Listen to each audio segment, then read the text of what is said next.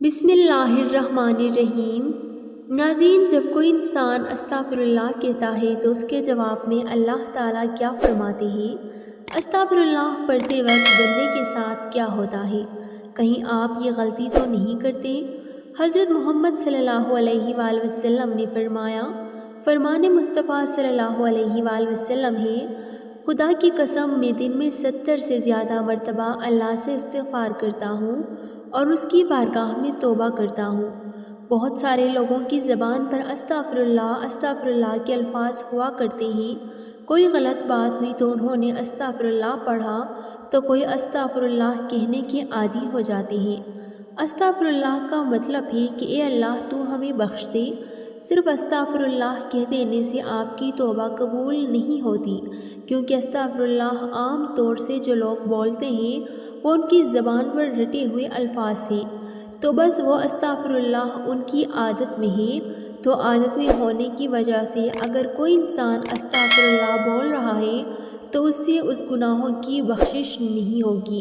آپ صلی اللہ علیہ وآلہ وسلم نے فرمایا، گناہوں پر شرمندہ ہونا توبہ ہے، اور جب کوئی انسان اللہ کی بارگاہ میں توبہ کرتا ہے تو اللہ تعالیٰ 7ویں آسمان سے پہلے آسمان پر آ کر ایک خاص نگاہ ڈالتا ہے، ایک توجہ فرماتا ہے اور بندے سے کہتا ہے، میرے بندے آؤ، میں کب سے تیرا انتظار میں تھا، لوٹ آؤ اپنے رب کی مرضی کی طرف، لوٹ آؤ اپنے رب کی مغفرت کی طرف۔ ایک جگہ اللہ تعالیٰ فرماتا ہے، اے لوگوں، ایسی جنت کی طرف دوڑو جس کی چوڑائی اور لمبائی آسمان و زمین کے برابر ہے، اور اپنے رب کی مغفرت کی طرف دوڑو۔ تو اس لیے جب کوئی بندہ اللہ تعالیٰ کے سامنے توبہ کرتا ہے یا استغفر اللہ پڑھتا ہے تو اللہ تعالیٰ 70 مرتبہ جواب میں اس کو لبیک کہتا ہے۔ ایک شخص تھا، 70 سال تک وہ یا صنم یا صنم یا صنم کہتا رہا، اپنے معبود کو پکارتا رہا، تو ایک مرتبہ اس کی زبان پھسلی اور اس کی زبان سے یا صنم کی جگہ یا صمد نکل گیا۔ یا صمد اللہ کا نام ہے جس کا معنی ہے بے نیاز۔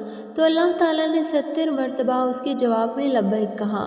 ایک روایت میں آتا ہے کہ 70,000 دفعہ اللہ تعالیٰ نے لبیک کہا، یعنی اے میرے بندے، تیرا رب حاضر ہے، تو کیا چاہتا ہے؟ تو فرشتوں نے کہا کہ مولا، یہ بندہ تجھے نہیں پکار رہا، یہ تو یا صنم کر رہا ہے، دھوکے سے اس کی زبان سے تیرا نام نکلا، بلکہ یہ تو تجھے جانتا ہی نہیں ہے، یہ تو ساری زندگی یا صنم کرتا رہا۔ تو اللہ تعالیٰ نے فرمایا کہ اے فرشتوں، خاموش ہو جاؤ، اور فرمایا کہ مجھے معلوم ہے کہ یہ مجھے نہیں پکار رہا، لیکن دھوکے سے ہی صحیح، لیکن اس نے اپنے معبود حقیقی کو پکارا تو ہے۔ اگر میں نے بھی اس کے سوال پر اس کو جواب نہ دیا تو پھر مجھ میں اور ان میں کیا فرق رہے گا جس کو یہ 70 سال سے پکار رہا ہے۔ کوئی بندہ دھوکے سے بھی رب کو پکارتا ہے تو اللہ تعالیٰ اس کے لیے ثواب بھی لکھتا ہے اور اس کی طرف متوجہ بھی ہو جاتا ہے۔ اگر ایسے ہی کسی انسان کے زبان پر استغفر اللہ جیسے الفاظ رہتے ہیں تو یہ بے فائدہ نہیں بلکہ بہت اچھی چیز ہے، اور اگر انسان نے اس نیت سے استغفر اللہ پڑھا کہ اس نے جو گناہ کیے ہیں ان کی معافی مل جائے تو اس کے تمام گناہوں کو اللہ تعالیٰ معاف فرما دے گا۔ جو استغفار کو لازم کر لے، اللہ پاک اس کی تمام مشکلوں میں آسانی، ہر غم سے آزادی اور اسے وہاں سے روزی دے گا جہاں سے اس کا گمان بھی نہ ہو۔ استغفار سے دلوں کا زنگ دور ہوتا ہے۔ جب بندہ اپنے گناہوں سے توبہ کرتا ہے تو اللہ کریم لکھنے والے فرشتوں کو اس کے گناہ بھلا دیتا ہے، اس طرح اس کے اعضاء یعنی ہاتھ پاؤں کو بھی بھلا دیتا ہے اور زمین سے اس کے نشانات بھی مٹا ڈالتا ہے، یہاں تک کہ قیامت کے دن جب وہ اللہ پاک سے ملے گا تو اللہ پاک کی طرف سے اس کے گناہ پر کوئی گواہ نہ ہوگا۔ حضرت سیدنا حسن بصری رحمۃ اللہ علیہ کے پاس ایک شخص آیا اور اس نے خشک سالی کی شکایت کی۔ آپ رحمۃ اللہ علیہ نے اسے استغفار کرنے کا حکم دیا۔ دوسرا شخص آیا، اس نے تنگ دستی کی شکایت کی تو اسے بھی یہی حکم فرمایا۔ پھر تیسرا شخص آیا، اس نے اولاد نہ ہونے کی شکایت کی تو اس سے بھی یہی فرمایا۔ پھر چوتھا شخص آیا، اس نے اپنی زمین کی پیداوار کم ہونے کی شکایت کی تو اس سے بھی یہی فرمایا۔ انہوں نے عرض کی، آپ کے پاس چند لوگ آئے اور انہوں نے مختلف حاجتیں پیش کیے، آپ نے سب کو ایک ہی جواب دیا کہ استغفار کرو۔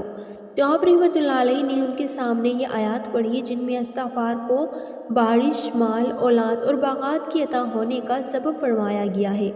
ترجمہ: تو میں نے کہا اپنے رب سے معافی مانگو، بے شک وہ بڑا معاف فرمانے والا ہے، تم پر موسلا دھار بارش بھیجے گا اور مال اور بیٹوں سے تمہاری مدد کرے گا اور تمہارے لیے باغ بنا دے گا اور تمہارے لیے نہریں بہائے گا۔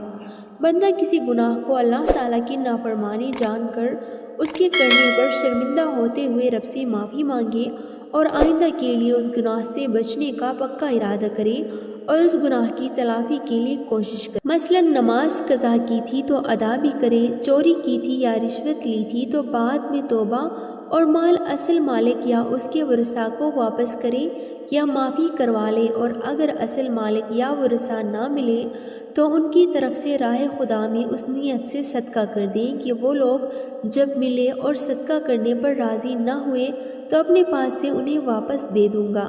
توبہ و استغفار کی تمام تر اہمیت اور فضائل کے باوجود بعض بد نصیب نفس و شیطان کے بہکاوے میں آ کر توبہ استغفار کرنے میں ٹال مٹول سے کام لیتے ہیں۔ توبہ کا موقع ملنا بھی بہت بڑی سعادت کی بات ہے۔ بہت سے لوگوں کو ان کا موقع بھی نہیں ملتا اور وہ بغیر توبہ کیے اس دار فانی سے چلے جاتے ہیں۔ موت کا کوئی بھروسہ نہیں، اس لیے ہمیں بھی بکثرت توبہ و استغفار کرنی چاہیے۔ قرآن مجید میں ارشاد باری تعالیٰ ہے کہ اللہ استغفار کرنے والوں پر رحم کی بارش کرتا ہے اور ان کی طاقت لوگوں کو توبہ کا موقع میں نہیں ملتا۔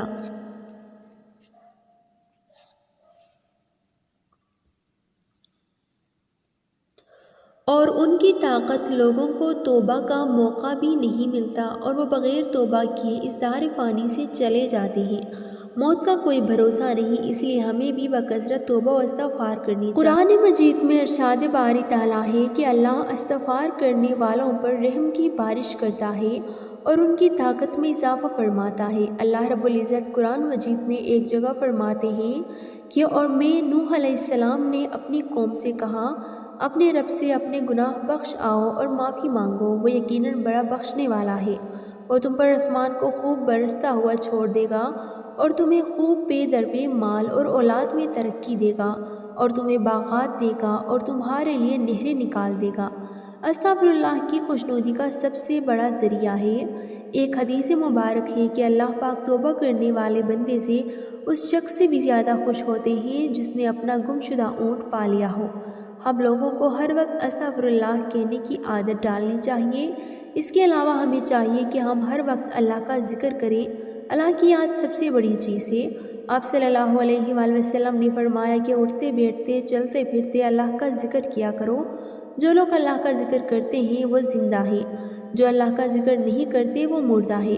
ہماری زبان ہر وقت اللہ کی یاد سے تر رہنی چاہیے، اور جب بندہ اللہ کا ذکر کرتا ہے تو شیطان چونکہ انسان کے دل پر اپنے پنجوں کو ہر وقت بٹھائے رکھتا ہے، جب بندہ اللہ کا ذکر کرتا ہے تو پھر وہ اپنے پنجوں کو ہٹا لیتا ہے، اور جب وہ بندہ ذکر کرنا بند کرتا ہے تو وہ پھر اپنے پنجوں کو بندے کے دل پر رکھ لیتا ہے۔ رمضان المبارک کا پورا مہینہ قبولیت دعا کے خاص مواقع میں سے ہے، اسی لیے اس ماہ مقدس میں دعاؤں کا خوب اہتمام ہونا چاہیے۔ البتہ کسی مخصوص عشرے سے متعلق کسی مخصوص دعا کا کسی حدیث سے ثابت نہیں ہے۔